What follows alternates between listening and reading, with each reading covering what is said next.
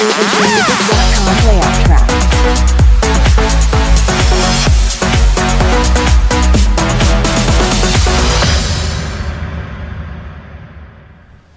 What is happening, everybody? Welcome to Mad Red United, here again for the Premier League roundup. I've got my guy Zaid. What's happening, mate? United Good. Central.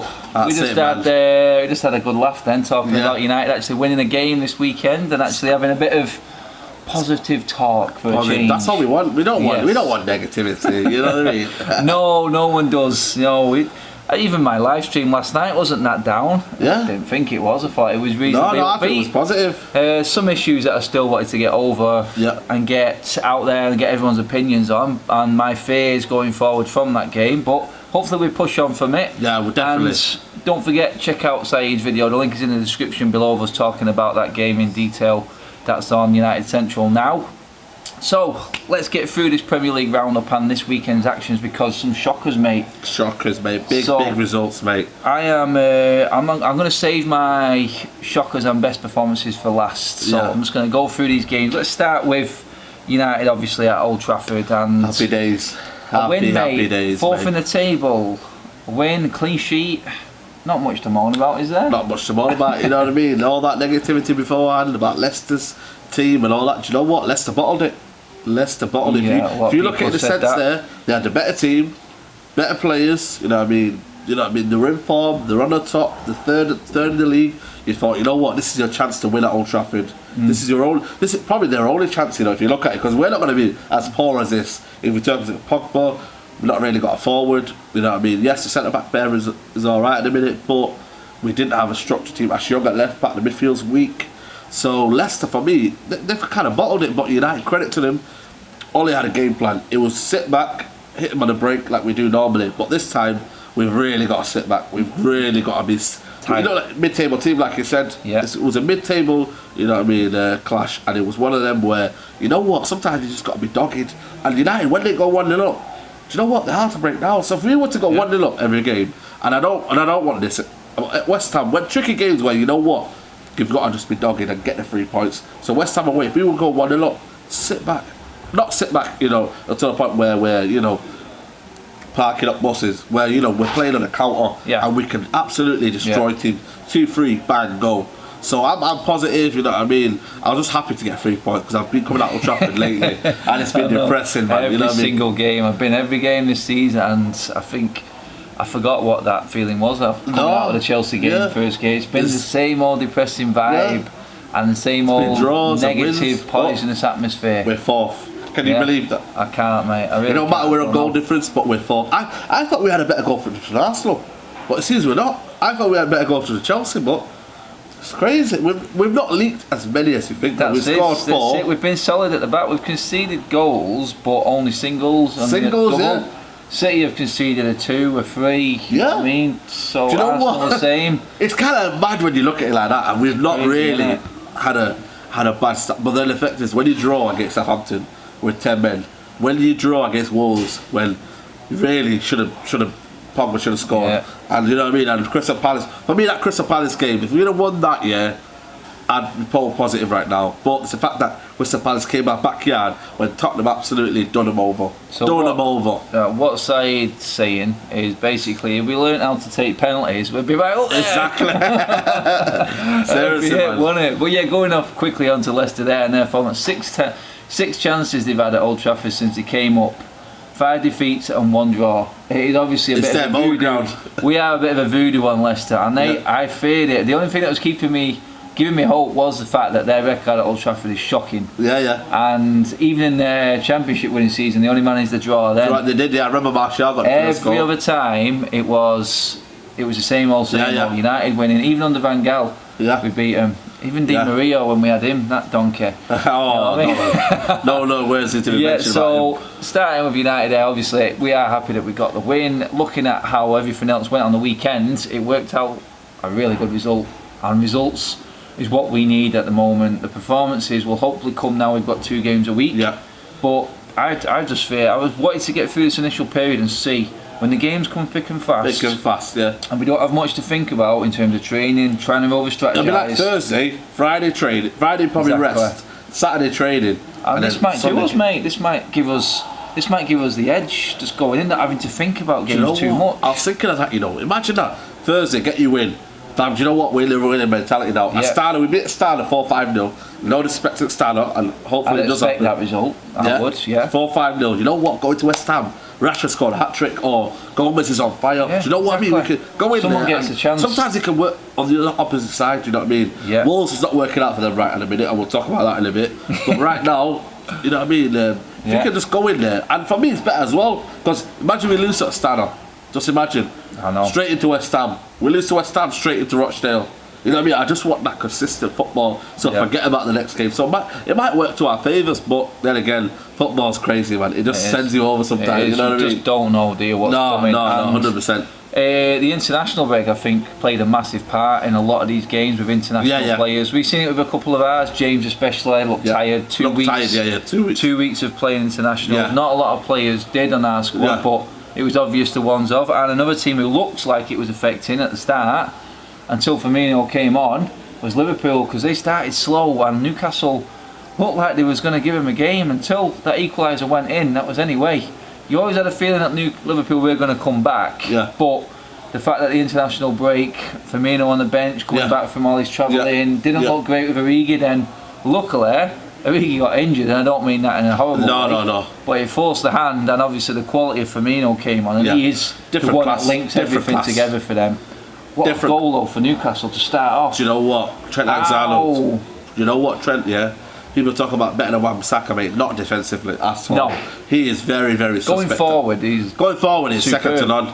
Superb, you know what I mean? Better than Wan-Bissaka in all honesty. But going defensively, that's what he's got to work on, because end of the day, you can go and attack all you want, but he's still leaking goals on the back. That's why he's going to be the killer.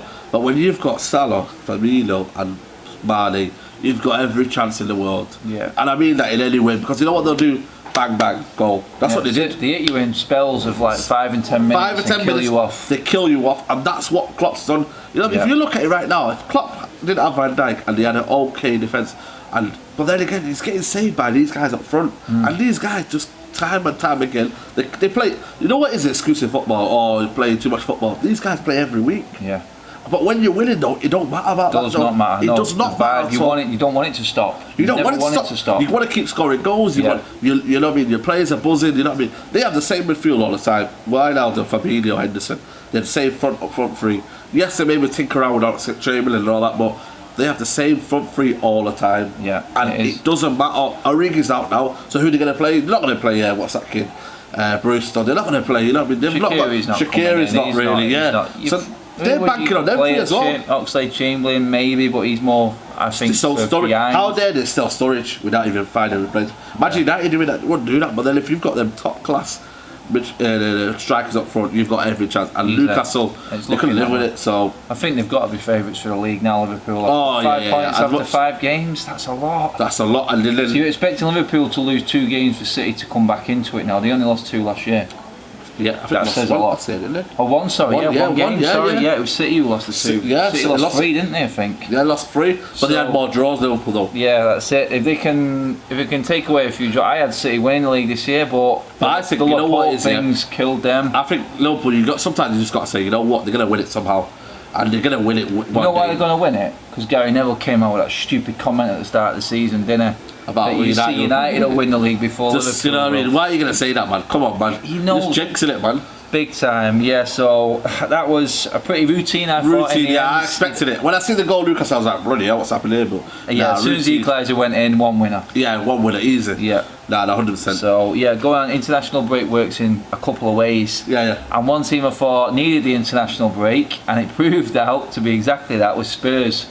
What a steamroller first half that was. And you've seen what a team of quality did to Crystal Palace that we couldn't do at home. That fast is what attacking we want. Yeah, you've got to be fast, you've got to be ruthless.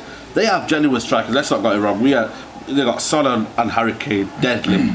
But they went at it, and you know what he said to them, Pochettino, listen, I want you to go in that game, and I want you to give it your all. And I want you to go in there firing. First 20 minutes, go in there and finish the game. That's what you've got to do, Crystal Palace. You've got to go in there with the intent demoralise them. Because at the end of the day, you don't want them to go, you know what, we've got time. Like with Newcastle, he must have learned from that mistake. Pochettino thought, you know what, go in there and prove yourself, and go in there. I want you to get in there, in their faces, and win the game first half. And they did it. First half 4. When I looked at it in Old Trafford, I was like, bloody hell, 4-0. And I was like, what is going on here? No, they said he had a big long meeting with him. He sat them all down. He dressed them down. Basically, the international window was shut.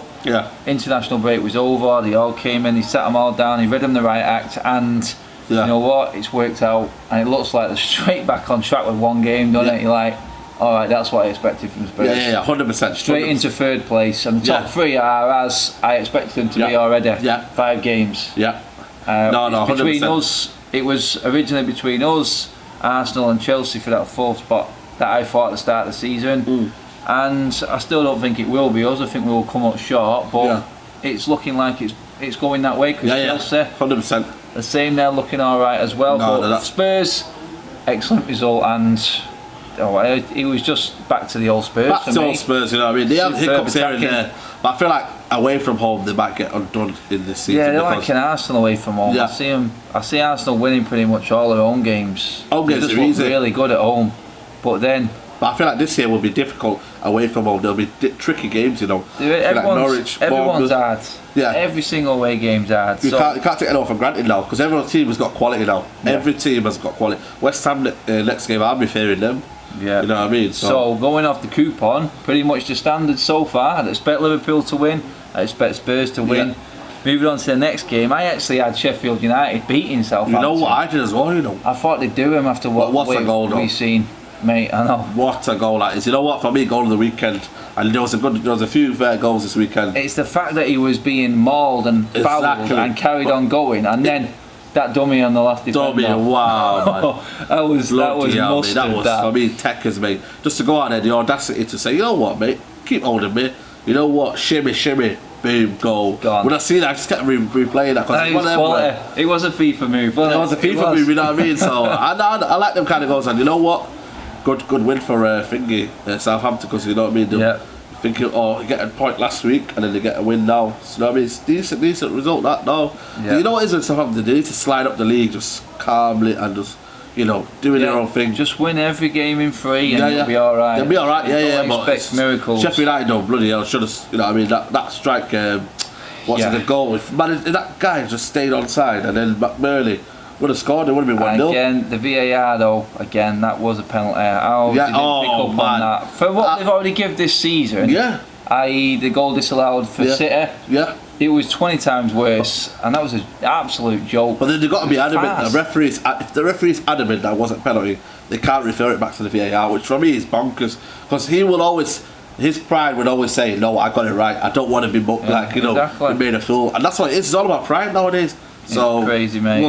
I just didn't agree with the decision, and they were unlucky, Sheffield United, but you can't take anything away from Southampton. They've had a rough start and they just dug in against us. Got another result this week, and all of a sudden it looks rosier. Exactly. Like it's crazy how football works, isn't it? Week in, week out, it just changes like that. And this next game definitely was an example of that. Performance of the week. Easy. Has to go down to the Canaries. Wow. By a mile. What? I was coming out of Old Trafford, mate. I was watching it on the radio. I'm like that.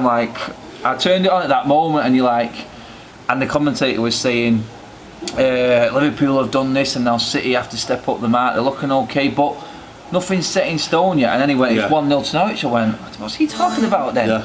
So it was 1-0, and literally 2-0 came as soon as I started driving home. I'm like, something's going here. And then as soon as they got that goal, City, I thought, you know what? Yeah, that's what I thought. 3-2. I told everyone. I said it'll be 3-2. If they score before half time, I said to our kid on the way home, I said, at 2-0, Norwich needed to see it to about 60 minutes, and then they start to be able to get confident going through to the end. But City got the goal. I thought, right, they've got one just before half time. Knowing City now, they'll go on, but that mistake. Whoa, mate! It's becoming. And we'll talk about Arsenal in a bit. You'll talk about Arsenal in a bit, but that is just. I don't know what teams are doing now. For me, just kick the ball. Kick the ball. Forget your philosophy, Kick the ball out, because you know what it is now. You're allowed to go in the box, and what they've done is the Premier League.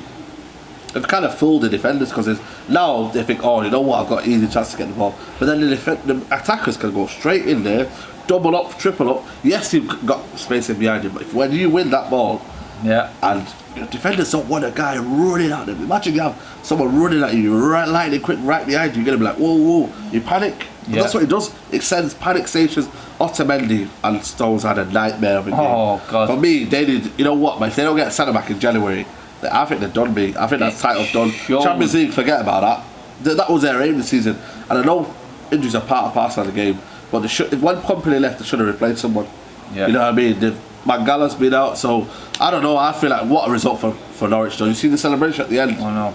Lord, yeah, that is football for you, that man. Place like fair place, Norwich. And you know what? That's going to be a wicked away day.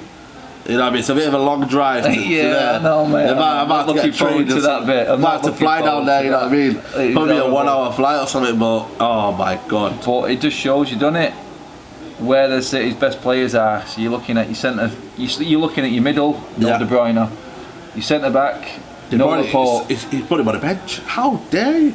It's crazy, again, you know. It's the effect of an international break. It plays on managers' minds and silly decisions can be made. He scored 2 and then he assisted 2 as well. Like he's on the form of his life at the minute, and he there say, you know what, it's crazy, but that's Guardiola for you, man. And he looks a bit fingy as well, didn't he? He said about Guardiola and all that. He looks a bit under scrutiny in a minute. The thing is, so it's like that intensity that he demands. Yeah. How much can you expect it to carry on?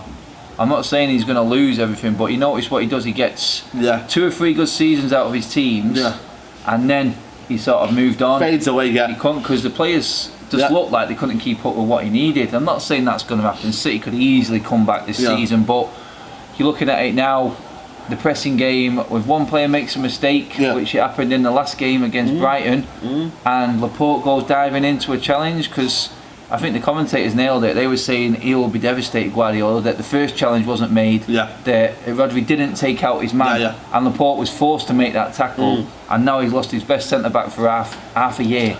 Half a year, really, if you look at 6 months. He has been their best centre-back without doubt. And it just showed...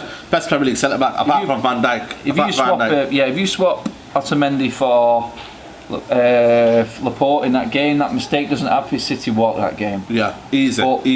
When you lose a player like that, it gives encouragement, and you take a player like De Bruyne off and put him on the bench straight away. I'm looking at it as a Norwich man, and I'm thinking, you know what? All right. You got to look at it as well. Norwich had a few players out. Oh, they had 7. 7. You know what I mean? They played to the strengths. They just attacked. Still stuck to the game plan. Still stuck to. I remember that as a clip on there was where City were pressing and they still managed to get the ball moving around. For me, that was just shout out to Norwich, shout out to the manager. You know what I mean? Performance of the week. Definitely by a mile. Easily. No questions. Throwing us straight across to stinker of the week. Now, this was going to be the performance of the week until Norwich did what they did. So you could say that Wolves were unlucky to get the stinker of the week, but the reason they're probably getting it is, I was asked by a Wolves fan, a few of them last year, there's quite a few on my channel actually, and I'll probably get some comments in this video, but they asked me last season, do you think we will be the team that actually break that top 6 the way we're looking? And I said, not a big squad. Get past second season syndrome, and depending on how you deal with the Europa League, second from bottom, no wins in 5, says it all. And we played against us like it was a cup final. You know what I mean? I don't know, it was the second game of the season, but you know what? I said it to people. I said, you know what? Europa League might hinder them, you know, and they haven't got a big enough squad. You know what I mean? Yes, they missed Bowley and he was sent off last game before that, but that for me is scary, the way they're leaking in goals. You know what I mean? And also, it's just a Thursday, Sunday. Some people are just not used to it. And Wolves, as much as they're going to love the Europa League, and it's a once in a lifetime opportunity, but it's going to derail. And the Premier League's the bread and butter. Premier League fans, they want to come to, you know what I mean, to the games that win. Premier League, that's all. But then again, still early in the season, I still expect them to win the teams in and around them. I do think Wolves will make it up to mid-table. Yeah, they will do. They're totally safe, but in terms of the top 6, it just looks... No, I think top 10 for me, still a good season, top 10. If you look at it. It is. Europa League is a burden, it really is. It's horrible. We've sat through it a couple of times, and it's horrible. Nah, it's awful. As exciting as it is for a team like Wolves to come up and get back in Europe, I understand that, and it does look like they're having the better performances in Europe, but it will affect the league, because you cannot do it. Thursday, Sunday is horrible. It's hanging. We ain't got a game on a Saturday now for God knows how long, mate. You know what? It's hanging. I don't know, because we haven't until the international break. We haven't got one, because we've got a Sunday, Monday, Sunday the next 3 weeks. Against Arsenal, Newcastle after. coming up. So we ain't got a Saturday game now for the rest of the month, or until the international break. International break, yeah. And it plays a massive part on your season, and it's a hindrance. Yeah, without a doubt. And I feel like Wolves, yes, you could talk about glory times and all that, but for me, it's one of them. It's a touch and go. Most fans say, you know what, it's a once in a lifetime opportunity. But if it's going to stop the performances, you know what I mean, it's happening. But props to Chelsea, man. Props to Abraham. Props to Chelsea. Props to Lampard, man. I said it on your video. Lampard's showing Solskjaer up in terms of what can be done with youth players that have played together. Yeah. We've got 5 who played together and in our squad right now, and we can't get them in. No. He put all 3 of them in, and they won the game for him. Won the game, you know what I mean? That goal, bloody hell, what a goal, you know what I mean? Yeah. Tammy Abraham on fire at the minute, and you know what? Fair play to him after what he's been. What is that to go through the season? Tomori is called the Tomori. I was trying to remember his name. Been on loan a couple of times last season, but I always got him mixed up with Traore name for some reason. But Tomori, what a goal! What a goal that was! And then Mount again, man. Decent player. Abraham. This kid could go off to Nigeria and play for Nigeria once. Yeah. His dad, he hasn't been nailed down to international yet. No. And for me, and it was said on the radio the other day, and you know what I thought? He's right. He's the best English centre forward in the league at the moment. He is. Easy. You can't question it. He's the best English centre forward in the league. Why is he not in ahead of a Rashford or a Kane right now? But then again, you look at the way Southgate works. It's similar to the way Ollie does it. Yeah. He has his favourites who play well for him. Yeah, Henderson, Southgate. Rice, and you got his back 4. You know what I mean? 100%. He should be in English. Let's qualifies. If he continues his form, easy, without doubt. And someone's going to have to get dropped. Maybe a Wilson. You're going to get a Zaha scenario again, aren't you? Going off to Africa. Exactly. You know what I mean? And you can't fault him for that. His dad's Nigerian. He'll just fly off. No, 100%. Play for Nigeria. I wouldn't blame him. Honestly. You know, he's going to be over there. It's going to look like a king over there. You know what I mean? He's going to go there. He'll be a will beater, won't he? Yeah, absolute will beater. Easy. So the last game of the Saturday fixtures was Brighton against Burnley, and one of my favourite goals of the weekend, Hendrick. Yeah. Wow, what a goal! That was. How he moved through midfield and injury time as well. Yeah. And Brighton are crying out for an home win right now.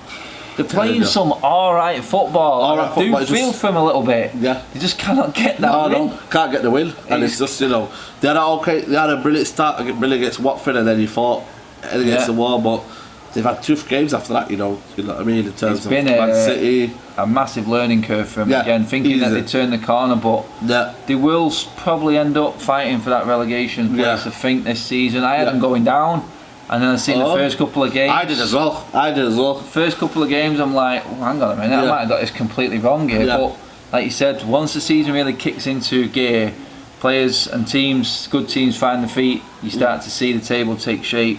Yeah. And we've seen it with the top 3 already. In City, Liverpool, City Tottenham. And Tottenham. We're there in 4th, which is that could change easily. And then the bottom, you wouldn't expect Wolves to be in the bottom, but like you said, once that Europa League is done and the nitty gritty comes in towards back end of Christmas when it's all finished. And I do expect Wolves to come up, but it just shows that it can be a little bit misleading after a couple of games. We had it opening game, we thought, wow, what a start, and then we got hit big time. We got hit. Brighton are getting exactly the same now.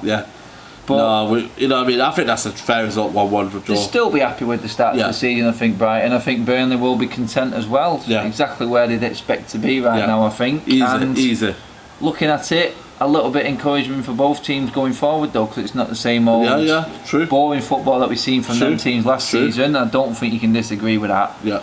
But they both played some decent football, and probably a fair result in the end. To them.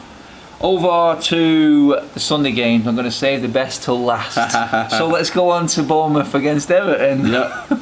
And I looked at it, I thought, you know what, Everton can go in third with day 1 here. That's what Everton fans are going to be thinking. But Everton have got a serious away day issue. Seriously. And like us, not won a great game this season. Like us, we haven't won an away game. We haven't won an away game since PSG. But Everton, I think they're even worse, I think. And they're crying out for an away win. And when they scored the equaliser, we thought, oh, here we go, they're showing a bit more character. They have been solid at home and looks like a different team, an animal. But then the old Everton came in, and I seen the manager sat there and he just didn't look. Silva just didn't look like. I think he's a favourite to get next sack. Me, I really do. I think he's a favourite to get next sack. I feel like he doesn't know his best team yet. I feel like he's playing Calvin Lewin, and yes, he got the goal, but Musa Keane's on the bench doing nothing.